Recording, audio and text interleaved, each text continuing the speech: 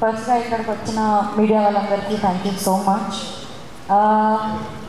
అసలు లవ్ మీ ఎప్పుడు స్టార్ట్ అయింది, ఎప్పుడు షూట్ అయింది, ఎప్పుడు షూటింగ్ మొత్తం అయిపోయి ఆడియో లాంచ్ వరకు వచ్చింది, అసలు ఏం అర్థం కాలేదు. చాలా ఫాస్ట్గా అయిపోయింది. ఈ ఫాస్ట్ జర్నీలో నేను చాలా చూసిన, చాలా నేర్చుకున్నా. లవ్ మీకి సంబంధించిన టీం వాళ్ళందరూ ఒక ఫుల్ ఎనర్జీ, ఒక ఫుల్ ఫోకస్ పెట్టుకొని వర్క్ చేస్తుండే. వాళ్ళు నాకు ఒక మోటివేషన్ లాగా అనిపిస్తుండే.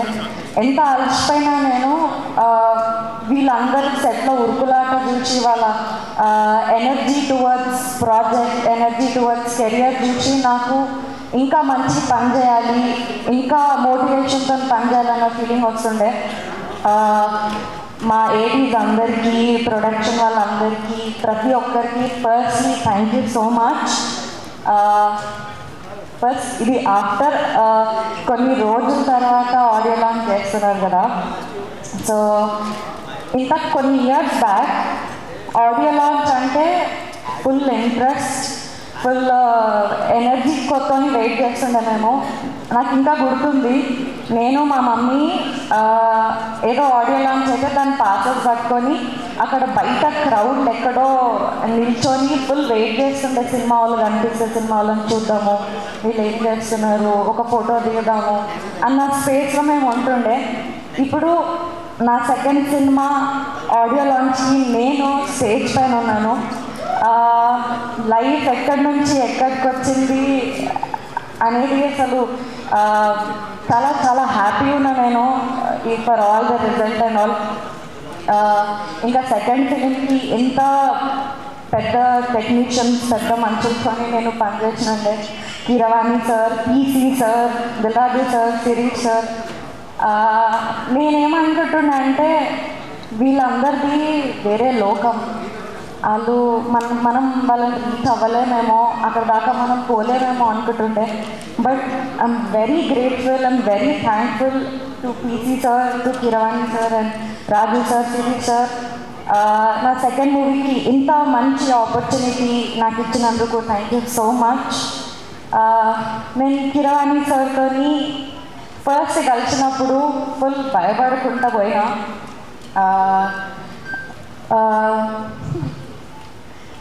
సో అక్కడ పోయి కలిసిన తర్వాత కూర్చొని మాట్లాడిన అన్నయ్యని, ఒక ప్రొఫెషనల్, ఒక లెజెండ్ మ్యూజిక్ డైరెక్టర్ ముందు ఒక అన్ప్రొఫెషనల్ సింగర్ పోయి నేను పాట పాడతాను, నాకు చిన్నప్పటి నుంచి చాలా ఇంట్రెస్ట్, పాడాలని ఎప్పటి నుంచో ఉంది అని అన్నాను.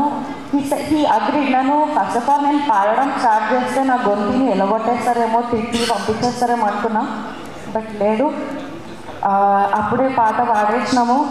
మనకు జనరల్గా ఎవరైనా కాంప్లిమెంట్స్ ఇస్తే మనం ఫుల్ ఖుషి అయిపోతాం కదా. అట్లాంటిది మన ఆస్కార్ అవార్డ్ విన్నర్ నాకు ఆ రోజు నీ వాయిస్ బాగుంది పిల్ల, బాగా పాడుతున్నావు అని అంటే ఇంకా నేను చాలా చాలా హ్యాపీ అయిపోయినా. Sir thank you so much for your motivation.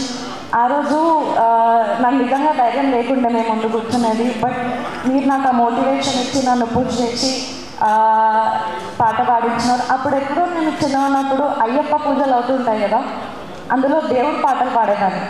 అట్లాంటిది ఇప్పుడు నా సెకండ్ సినిమాకి, నా సినిమాకి మీతో పాట పాడే ఛాన్స్ వచ్చింది. Thank you so much sir, thank you. PC sir thank you so much. జనరల్గా పీసీ సార్ ఒకరికి ఫ్రేమ్ పెడితే వాళ్ళు ఫుల్ అదృష్టం చేసుకున్నారని అంటారు. అట్లాంటిది పీసీ సార్ మా మొత్తం సినిమా చేసినారు అంటే మా టీం మొత్తం చాలా చాలా అదృష్టం చేసుకున్నారు. Sir we are very very happy to have you with us. Thank you so much. సినిమాలో ఒక బ్యూటిఫుల్ అంబియన్స్ క్రియేట్ చేశారు, ఒక బ్యూటిఫుల్ విజువల్స్ని మీరు చూడవచ్చు సినిమాలో. సో థ్యాంక్ యూ నాగా గారు, థ్యాంక్ యూ అరుణ్ గారు, థ్యాంక్ యూ సో మచ్. నేను మీ ఇద్దరి గురించి స్పెషల్గా మన తర్వాత మాట్లాడతా. Hamsitha ma'am, Harshith sir, thank you so much. And ఇక్కడికి వచ్చి పాడిన ప్రతి ఒక్క సింగర్కి, ఇంకా మెయిన్ మా చంద్రబోస్ గారికి ఇంత మంచి లిరిక్స్, ఇంత డెప్త్ ఉన్న లిరిక్స్ రాసినందుకు thank you so much. April 25th మా సినిమా థియేటర్స్లోకి వస్తుంది. ఒక డిఫరెంట్ లవ్ స్టోరీ. ఇప్పటిదాకా ఇట్లా ఎవరైనా లవ్ చేసినారా, ఇట్లా చెయ్యొచ్చా అనే థాట్ మాకు వచ్చినుండే. ఇట్లా డిఫరెంట్ యూనిక్ లవ్ స్టోరీ మీరు అందరు థియేటర్స్లో చూస్తారు. Thank you so much. Thank you.